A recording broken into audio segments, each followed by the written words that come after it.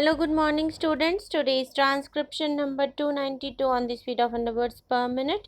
Start. I now come to the question of the role of the Planning Commission because this aspect has been brought up repeatedly in the course of the debate, and it is important that we should be clear about it.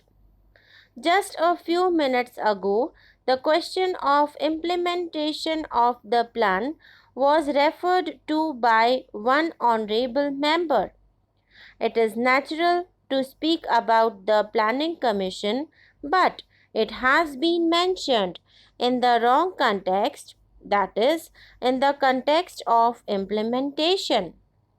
So far as getting the blame for itself is concerned, I do not think the Planning Commission should resent it.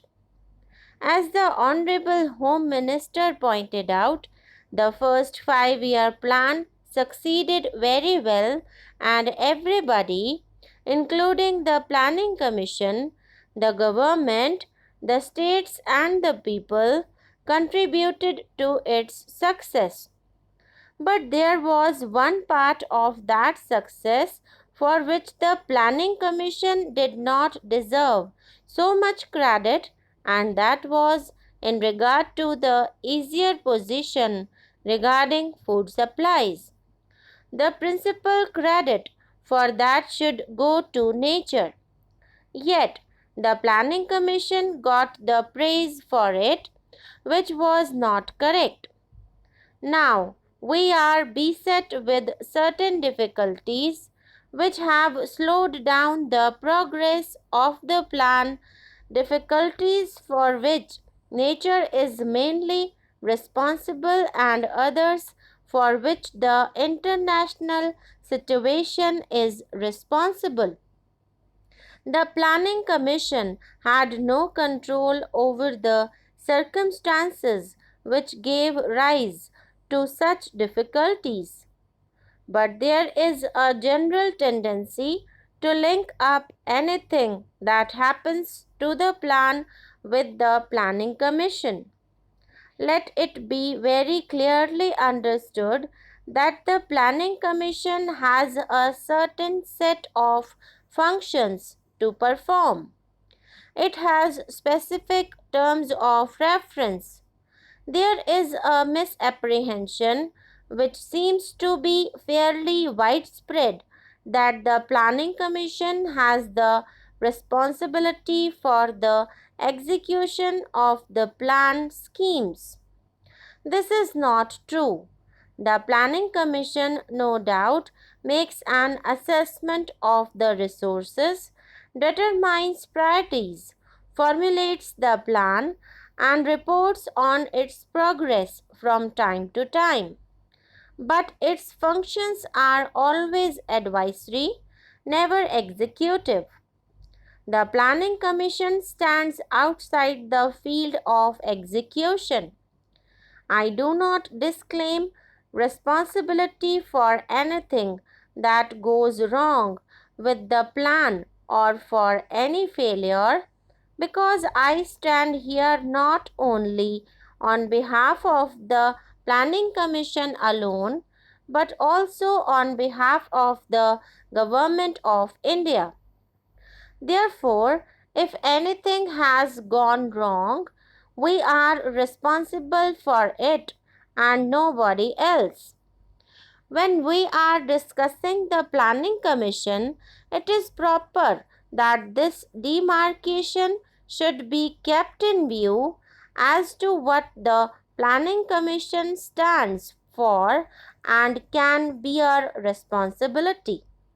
There were two main suggestions as to what the Planning Commission should do. One was that since the Planning Commission has formulated the plan or proposed the lines on which it should be reappraised, it should extend its responsibilities to the extent of ensuring that the policies recommended by it are properly implemented. This goes far beyond the legitimate functions of the Planning Commission.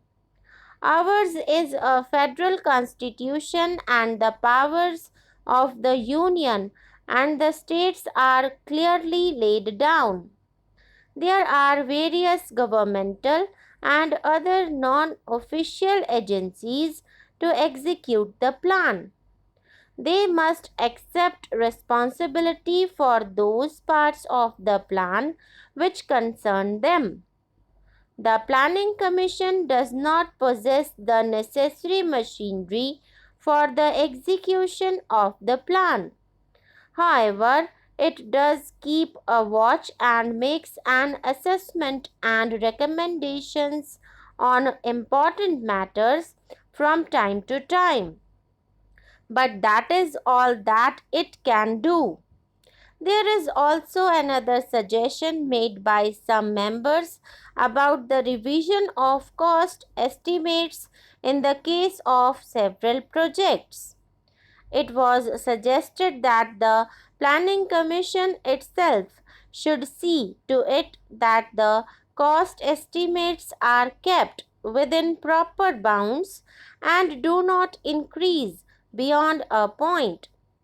Here also, I would request the House to appreciate that it is not practicable for the Planning Commission to equip itself with a large body of technical experts. The main technical experts must be in the central ministries and the states. The Planning Commission has a relatively small staff. It has made some arrangements for technical scrutiny of irrigation and power projects.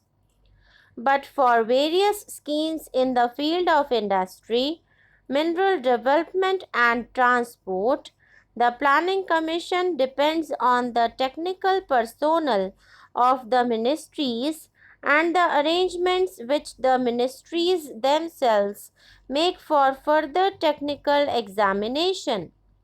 Even the ministries are not self sufficient in this respect and often have to rely on their consultants who, in a number of cases, come from abroad.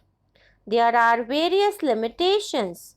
The experts give a certain estimates and then later on the estimates are revised for various reasons. Maybe that after a fuller examination, certain other material and facts are revealed which necessitate a revision.